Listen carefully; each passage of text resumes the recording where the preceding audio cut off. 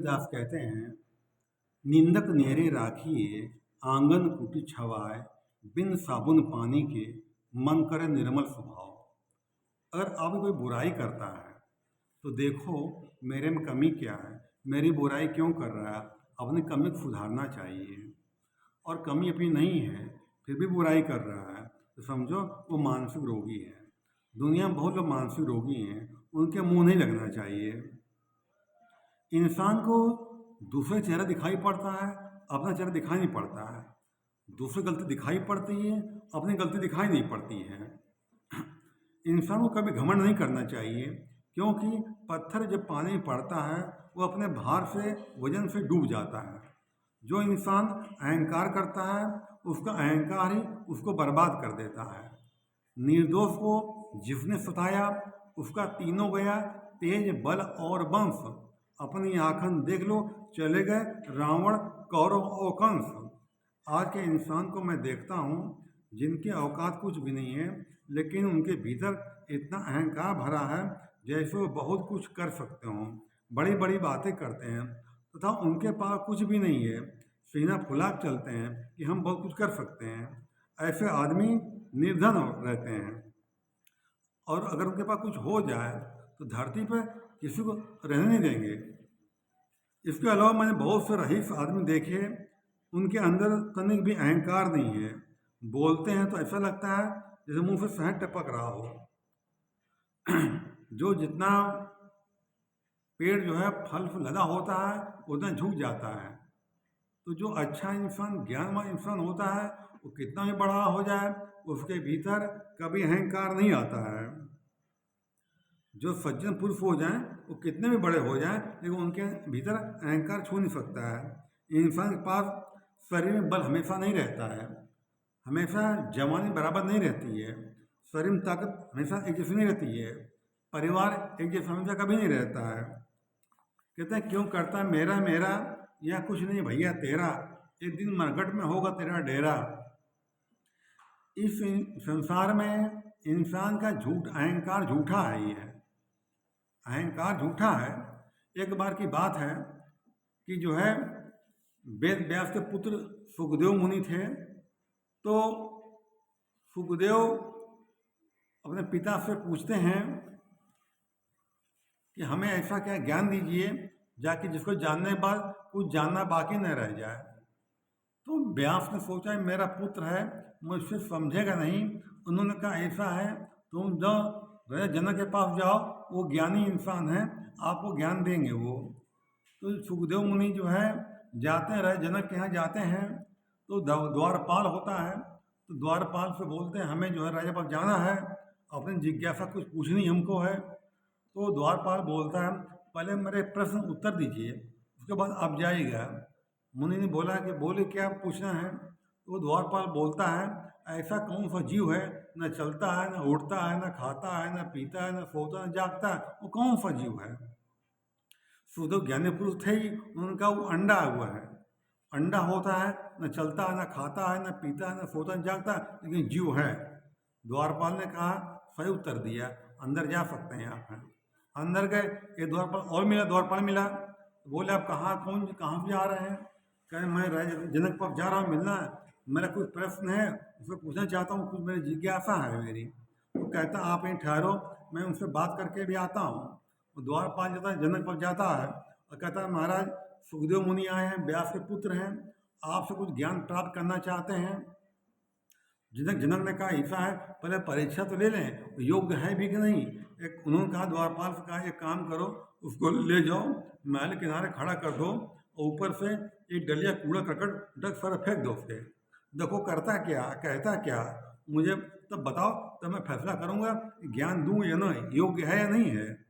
कहना है ठीक है। तो द्वारपाल आया और महल किनारे लिया खड़ा कर दिया उनको। महाराज ने कहा वहीं खड़े रहो, वो खड़े हो गए वहीं पर। तो द्वारपाल गया, एक डलिया कूड़ा ककड़ भरा, गंदगी भरी ऊपर, अच्छा से ऊपर फेंक दिया खोपड़े के ऊपर। वो जब फेंक दिया तो सुखदेव झाड़ झूर देखे, झाड़ झूर करके चुपचाप खड़े रहे, बोले कुछ नहीं, चुपचाप खड़े रहे।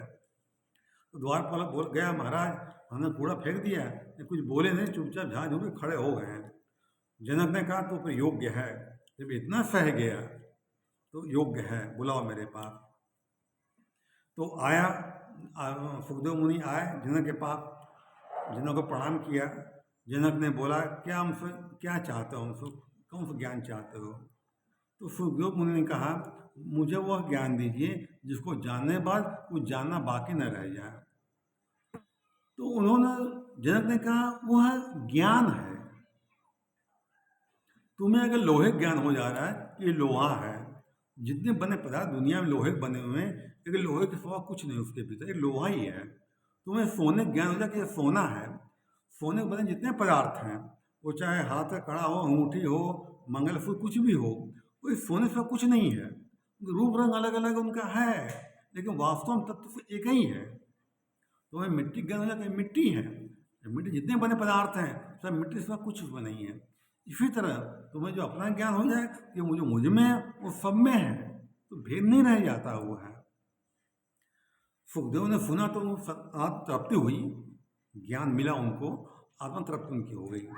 तो सुखदेव मुनि कहा आपने गुरुदेव मुझे ज्ञान दिया है, आप मेरे गुरु हो गए। आप पूछिए दक्षिणा में क्या दे सकता हूँ, क्या दूँ मैं? जनक ने बोला कोई बात नहीं है, हम तो राजा, हमें काहे कमी है मेरे पास, आप जाओ ऐसे ही। तो सुखदेव का नहीं आपने ज्ञान दिया है, मैं आपको दक्षिणा जरूर दूंगा, बताइए आप क्या चाहते हैं, क्या हम आप दे सकते हैं आपको हम? तो जनक ने कहा इसके अंदर अहंकार बाकी रह गया है, अहंकार बाकी रह गया है, अहंकार तोड़ना पड़ेगा। जनक ने उनसे कहा तुम एक काम करो, तुम मुझे वह चीज़ ला कर दो, वह चीज़ ला कर दो जो अनुपयोगी हो, जो बेकार चीज़ हो उनको दे दो, दक्षिणा मेरी हो जाएगी, मेरी वही। कहले ठीक है। निकले बाहर सुखदेव मुनि, सोचा बेकार चीज़ क्या हो सकती है, फिर अनुमान लगा ये मिट्टी बेकार रही है, कोई काम नहीं, मिट्टी बेकार है। मिट्टी उठा के ले आए, हमको जब मिट्टी हाथ लगाया उसने तो मिट्टी बोल उठी सुखदेव तुम क्या कर रहे हो? कहने तुम बेकार हो। कहने बेकार तुम्हें कहाँ दिखाई पड़ रहा है? मिट्टी में कितनी खेती हो रही है, लोग मिट्टी घर बनाए पड़े हैं, मिट्टी के सुराही बनी हुई है, तमाम मिट्टी बना हुआ, तो बेकार तुम्हें कहाँ दिखाई पड़ रहे हैं? सुखदेव ज्ञानी थे, कहने ये बात तो ठीक कह रही है, मिट्टी बहुत काम हो रहा है, बेकार नहीं हो सकती है। आगे बढ़े उसके आगे तो कहने बेकार चीज क्या हो सकता है? एक पत्थर टुकड़ा मिला, कहने ये बेकार लग रहा है। पत्थर टुकड़ा हाथ लगाया, वो टुकड़ा बोल उठा सुखदेव क्या कर रहे हो? कहने हम तुम बेकार चीज हो। कहने बेकार हमें कहाँ दिखाई पड़ रहे हैं भैया, पत्थर का कितना काम हो रहा है, पत्थर के मकान बने हैं, चक्कियाँ बनी हैं, मूर्तियाँ बनी हुई है, पत्थर बहुत सा काम होता है, तुम बेकार में कहाँ दिखाई पड़ रहा है? कहने बात तो सही कह रहा है, छोड़ दिया उसको, आगे बढ़े। जब आगे बढ़े तो आदमी की हुई गंदगी पड़ी थी वहाँ पर, कहा ये बेकार चीज है ये। वो गंदगी को हाथ लगाया, गंदगी बोल उठी सुखदेव क्या कर रहे हो? कहते तुम बेकार चीज हो। कहते बेकार चीज कहाँ तुम्हें दिखाई पड़ रहे हैं, ध्यान से देखो तो मेरे को, कितने कीड़े खा रहे हैं, अपना पेट भर रहे हैं, और कल ऐसे नहीं थे हम, कहते बड़े बड़े पकवान बने हुए थे, जब इंसान ने खाया और जब निकला मेरा ये हाल हो गया मेरा। अब सुखदेव चकमगा गए कि आखिर बेकार चीज क्या है?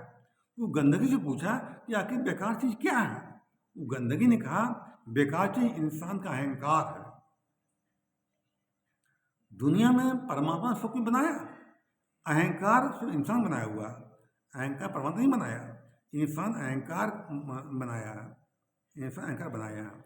क्या तुम अपना अहंकार दे दो उनको। जाते हैं खाली हाथ सुखदेव मुनि, कहते हैं गुरुदेव मैं अपना अहंकार मैं आपको दे रहा हूँ। तब उन्होंने आशीर्वाद दिया, जाओ सुखदेव मुनि आज तुम पूर्ण ज्ञानी हो चुके हो। तो इंसान जो अहंकार होता है ये बड़ा खराब होता है। कहते हैं इंसान का रोग है, अहंकार का रोग है इंसान को, इंसान कोई कसूर नहीं, इंसान बेमुख हुआ प्रभु से, प्रभु इंसान दूर नहीं। अहंकार इंसान कभी नहीं करना चाहिए, अहंकार इंसान पतन कर डालता है। धन्यवाद, नमस्कार।